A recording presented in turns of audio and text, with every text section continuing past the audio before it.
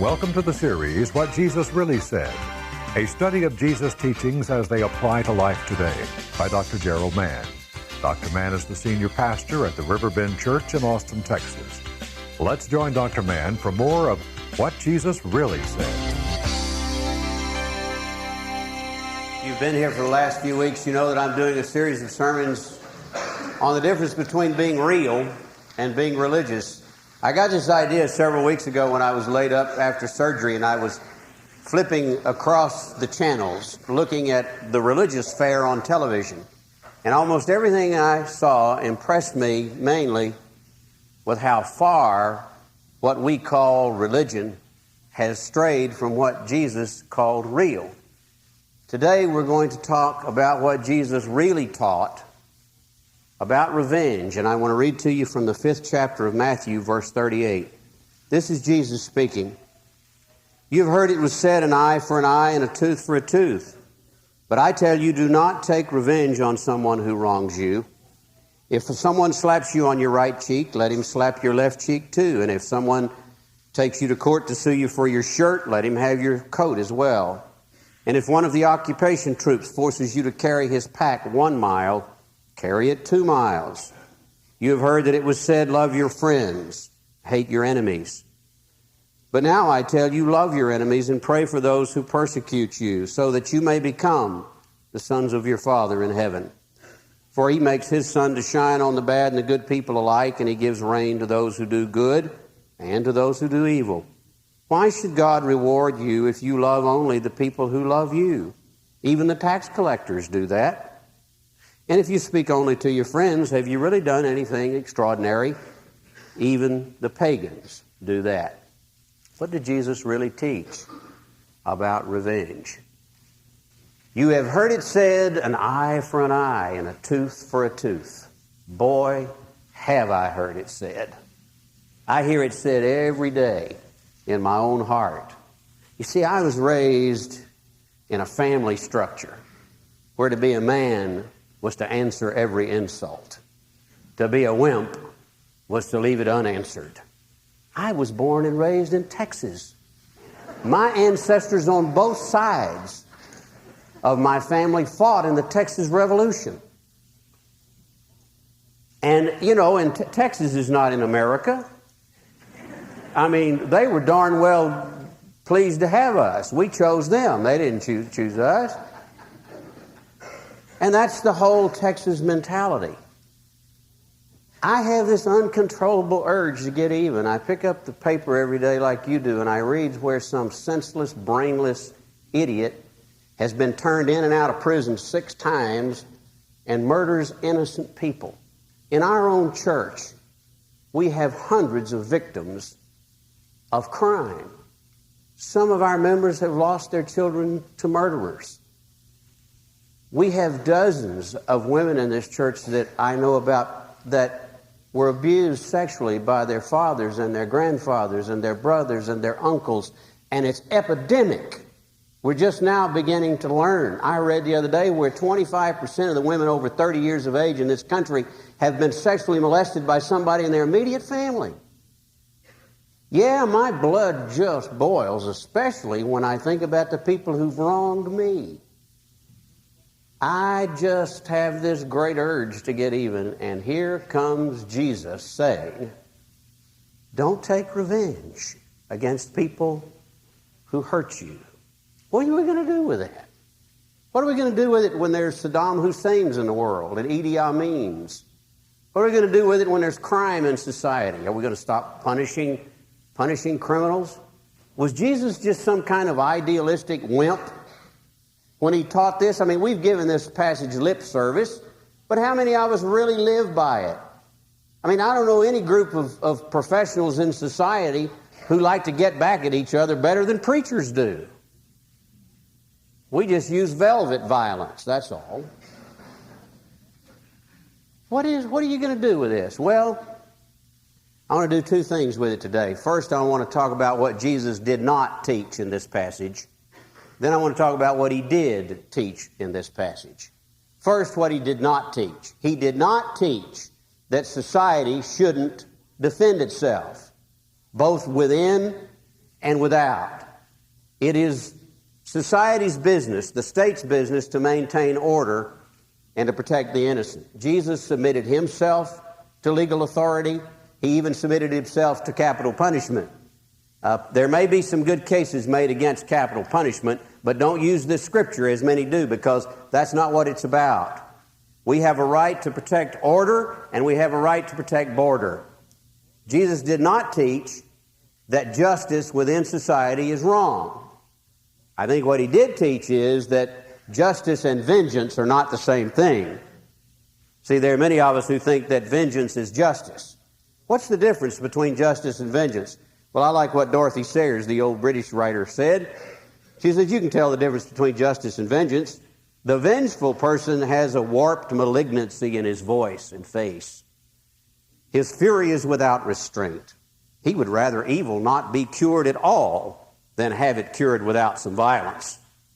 He can't be satisfied unless someone is maimed, trampled, bled, crushed, and then a savage war dance done over the corpse. Yeah, that's what vengeance is. There is a way to have justice. In fact, we must have it. Jesus didn't teach against it, but he did teach against the lustful kind of hatred that goes with it. Now, that's what he did not teach. What I'm interested in this sermon is what he did teach. And he taught a way beyond vengeance. Now, I hope you're awake right now. If you're asleep, stay asleep. If you're about to go to sleep, wake up, because I don't want to be misunderstood. My daddy was a child of Texas, and you've all heard the statement, don't get mad, get even. Well, he had another saying. He said, son, don't get mad, and don't get even. Kick their tail. Well, although Jesus didn't mean anywhere near what my dad meant by that, he meant eradicate your enemies, that was his message. There is a way to go beyond vengeance. There is a way to right the wrongs of the world without using hatred and violence. And he gave us the way, and there are 3 steps to it. First step is to realize, recognize every day that vengeance is a greater enemy than any other enemy you have. Vengeance is your greatest enemy, not the person who hurt you. Because vengeance kills everything that's good in your spirit. It kills your joy. I talked to a man whose son had been murdered by a multiple offender, and it was many years ago, and the offender was executed, and they allowed the father to come to the execution. He was telling me about the execution.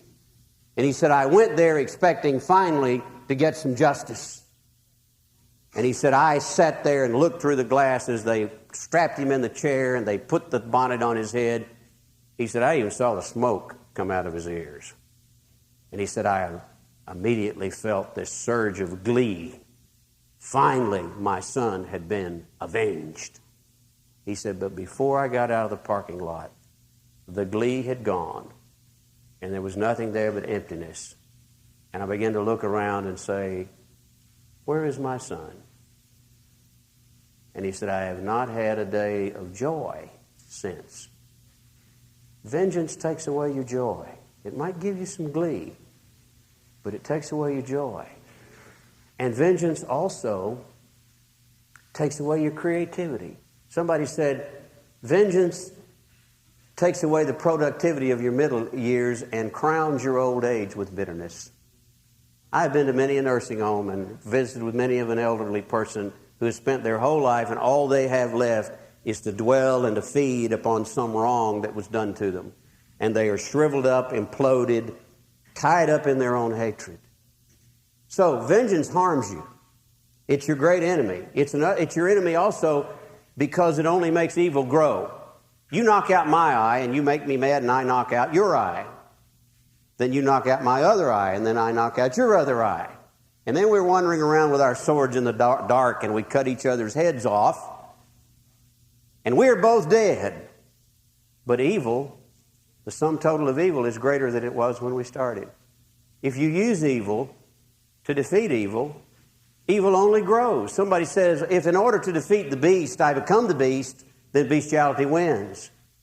I'm going to Israel in about 2 weeks. I was there the first week of the year. 4,000 years ago, there was a man named Abraham, and he had a son named Ishmael by a maidservant, and then he had another son named Isaac by his favorite wife, and he sent Ishmael off into the wilderness. And to this very day, Ishmael's sons and Isaac's sons are playing eye for eye, tooth for tooth, bomb for bomb, and they're threatening to bring nuclear holocaust to the whole world. Evil only makes other evil grow. Vengeance is your greatest enemy. Here's another reason vengeance is your greatest enemy. It's because it makes you play God. Whenever I decide that I can right the wrongs of the world, it means I don't trust God to do it for me. And here's my real problem. I'm afraid God will be too lenient with my enemies. I don't want them slapped on the wrist.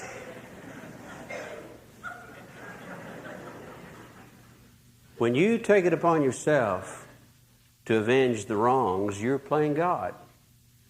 And what that does is destroy your relationship with God. Why would you need God if you're playing God? So, first step, Jesus said, is to realize that vengeance is the greater enemy than any enemy you have. The second step is to try something new, something altogether ridiculous. He says, respond in contrast. If somebody does your evil, you return good. If they hit you on one cheek, let them hit you on the other. If they sue you for your shirt, give them your coat. If they say, carry my bag 1 mile, carry it 2. Overcome them with something absolutely opposite of what they expect. And you say, what a stupid, unreasonable thing to do. No, it works. I was reading where Gandhi had a son who was rebellious. Under the law, Gandhi had a right to whip his grown son. He got his stick, he took the son out to the woodshed, had him bare his back, and then Gandhi took his shirt off, gave the stick to his son, bared his back, and said, beat me for being such a sorry father. And it changed the boy's life. Asymmetric response. Giving. This thing works. One time there was an evangelist came to Austin, Texas. I was pastoring down on the campus, and he was one of these fire and brimstone guys, and he had a way to convert the whole University of Texas in 6 weeks. I'd been working in the vineyard there right on the campus for, almost 5 years, and I had about 1,000 that would come to church before the OU game, and after that it was all over with. But he had this plan, and all he needed was 10 churches to put up 10,000 apiece. That was the hook, of course, to make this wonderful campus ministry. And we met at an old restaurant down here on Lamar called Sid's Restaurant. And he had a place set up for about 20 preachers. And this guy got up and he started selling us his program. And, he would move up an octave and a decibel with every word, And all of a sudden there appeared out of nowhere this big biker. He had a big billy club on his hip, chains, hair all over him. He had these tattoos, hair everywhere. And I have to clean up what he said, but he said, I'm sitting in here trying to get drunk by myself, not be bothered, and all I got to listen to is this da-da-da-da-da garbage. And the evangelist started hollering back at him. You're going to hell, brother, if you don't know Jesus. Boy, and he would holler back. And it just got worse and worse. In a flash, I said, I wonder if I could test Jesus' formula right now. How would I do that? So I walked around the table, and I walked up to this big guy, and I said, I'm trying to put myself in your place, and I bet you are offended. You're in here having your drinks and minding your own business, and we're in here hollering and upsetting you. And I said, I really apologize if we ruined your afternoon, and I would count it an honor if you would let me buy your drinks. And I took his check out of his hand. And he looked at his empty hand, he looked at me, and he sort of, and went off. As soon as he left, the evangelist said, you did something I would never do. You bought whiskey. You sent that man to hell drunk. And I said, I probably did. But he was about to send you to heaven sober. That's right.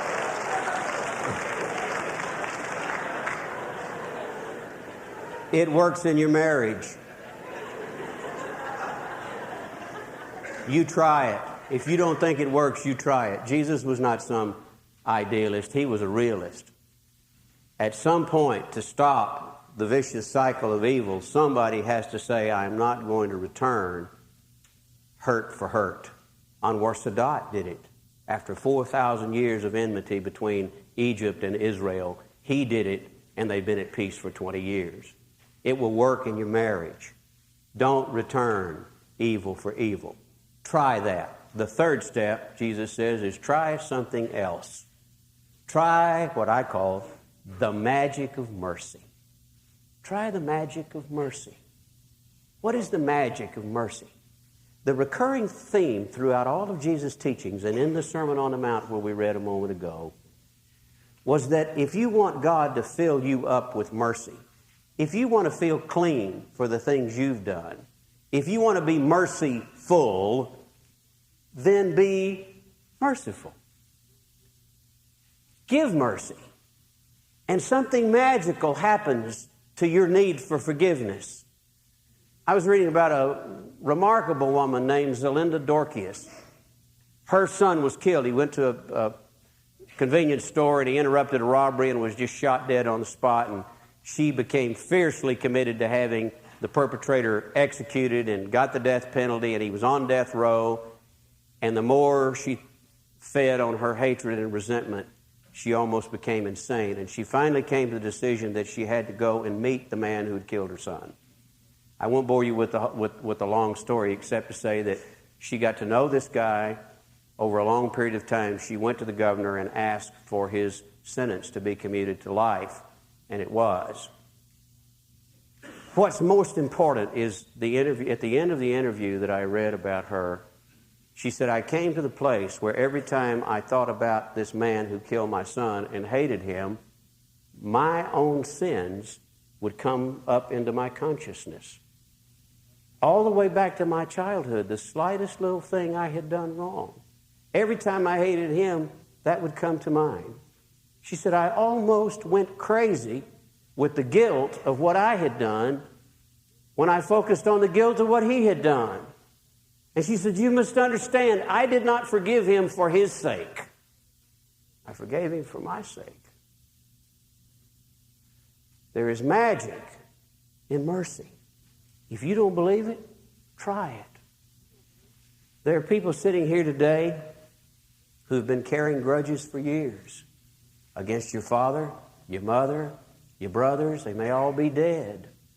Against people who wronged you when you were young. Just this last week, I heard where they were about to announce the all-star football team for Texas. And I was an alternate. I missed making the all-star squad because my own head coach voted against me when I was in high school by one vote. And when I heard the all-star team was going to be announced, I just got madder than thunder. And I thought, there you are, carrying that old garbage with you. And it's old. It's 30 years old. And stink. Woo! Everybody in this room has a piece of that you're carrying around. Try to remember that vengeance is your greater enemy. And try responding in contrast. And try the magic of mercy. What if? And I can hear in your voices, I've tried that and I can't do it. It's easy for you to say, preacher.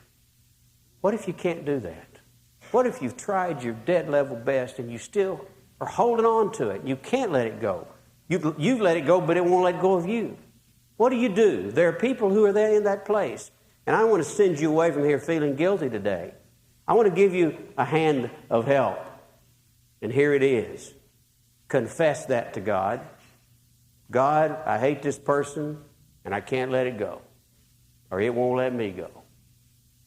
And here I am, God, with my hatred and my bitterness and my littleness and all of that bad stuff.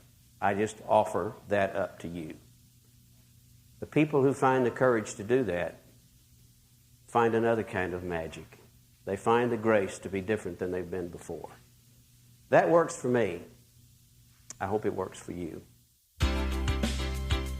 Thank you for joining us for What Jesus Really Said.